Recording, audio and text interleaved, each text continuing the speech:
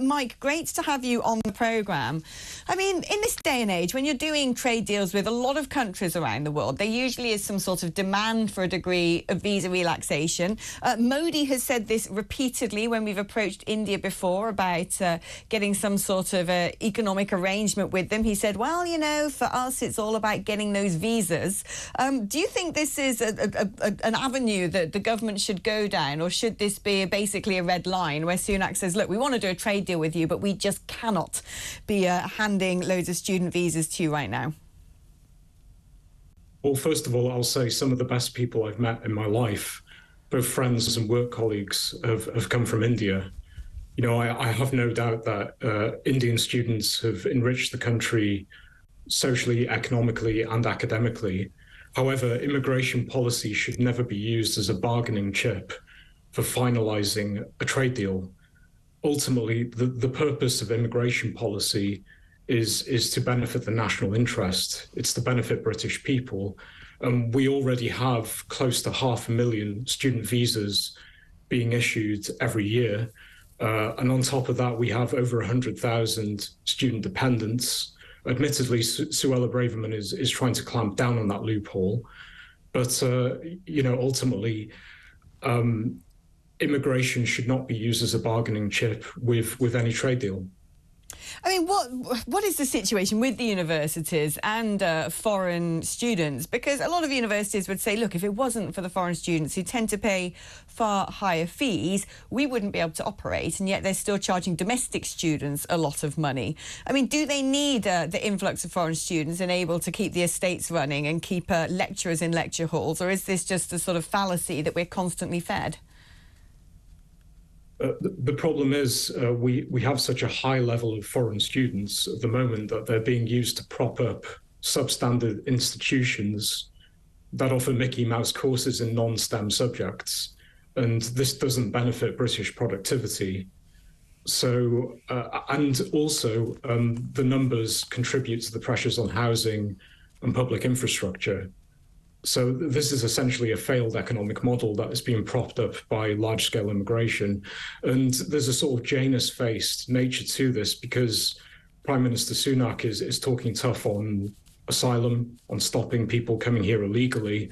But in terms of legal migration, he's very much kept the pedal to the metal on large-scale immigration. And this is contributing to various pressures on infrastructure and so on. I mean, looking in particular at student visas and how many have been issued and the huge increases in that area, how open is the system to abuse, to exploitation? People either coming and signing up to English universities that basically don't exist or don't have any requirements for entry. I think I understand that around 20 institutions in the UK don't even demand you pass an English language test, something which most other countries in the world would do if you wanted to come and study there. And how many times do students come here to nominally take a degree and then stay and essentially overstay their visa?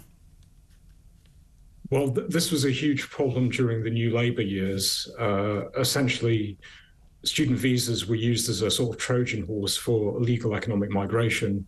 Theresa May, to her great credit, did sort this out to some extent. But today, what we're seeing is the foreign student visa scheme being used as a Trojan horse for mass economic migration. And that's not a good thing because the vast majority of foreign workers in this country are employed in low-skill and medium-skill jobs, close to 60%. So this doesn't benefit the British public or the British taxpayer. And there need to be restrictions on student visas. I mean, how should the government go about this then? If India's really digging their heels in and saying that this is what we require in order to negotiate a trade deal that, like I said, could be worth billions to the UK economy, something very coveted, in fact, as part of post-Brexit, Britain's post-Brexit industrial strategy. So I'm a firm believer that when it comes to Commonwealth countries and countries with whom we share language and history and democracy, that we really should be reaching out to them and forging closer interrelationships in the global marketplace. But, I mean, does the government turn around and therefore say to Narendra Modi, look, mate, you know, we'll give you some student visas, but it's going to be to particular institutions. There's going to be a cap on it. They have to come back afterwards, or if they've trained as doctors or whatever in this country, we then expect them to stay on and contribute to our services. Well, yes, you need to be firm. Again, as I say, I'm a huge admirer of India. Some of the best people I've met in my life are from that country. But at the end of the day, immigration policy is there to benefit the British public. And, you know, ultimately, it comes down to productivity. You need limited numbers of legal migrants chosen for their high human capital. The student visa regime should not be used to prop up substandard institutions. It should not be used as a Trojan horse for mass economic migration that does not benefit the Treasury and does not benefit productivity. I mean, why do you think, when the Conservatives have promised time and again, they've been in power for, you know, well over a decade now, and every single Conservative government, manifesto, Prime Minister, I mean, that seems to change every 5 seconds, constantly tells us the same thing. We are the only party that can control immigration. We're the only party that takes this seriously. Get Labour, the doors are going to be flung wide open, and it's going to be far, far worse. And yet we've now got record figures of 1 million gross people per year. They're not gross people, but that's, you know, in terms of the total number of people coming into the country is well over 1 million. Net, of course, it's over 600,000. Why isn't there a government doing something about this? They know what the will of the people is. They know what the attitude of the general public is. They can see our public services creaking. They know we don't have enough houses. They know there's an NHS backlog. We're now closing schools because buildings are dilapidated and there's not enough classroom places. Why don't they just take this in hand and say, that's it, we're controlling immigration? It's due to short-termism. Essentially, the political economy is completely rigged against the British public and the British taxpayer. Interest groups, you know, big business, they're agents of opinion.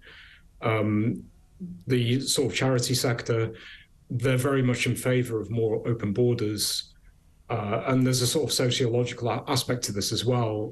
Many politicians come from a background where they're not affected by mass immigration.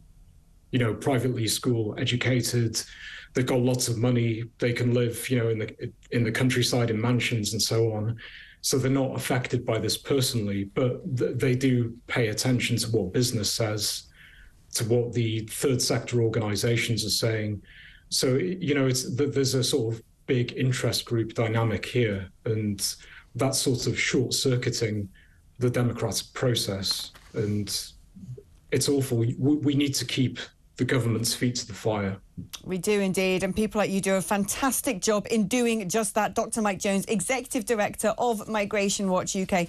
You know, Mike was saying actually that India is a country he loves, knows many great Indians. I agree. I actually used to live in India. Can you believe it? My very first job as a journalist was with an Indian broadsheet newspaper called The Hindu. I lived in a place called Madurai down in Tamil Nadu, and I go back quite often. It's a country I absolutely love, and I think Indians are some of the greatest people on this here planet. But as Mike says, that's no reason to throw British people to the back of the queue when essentially our public services are creaking in backlog Britain.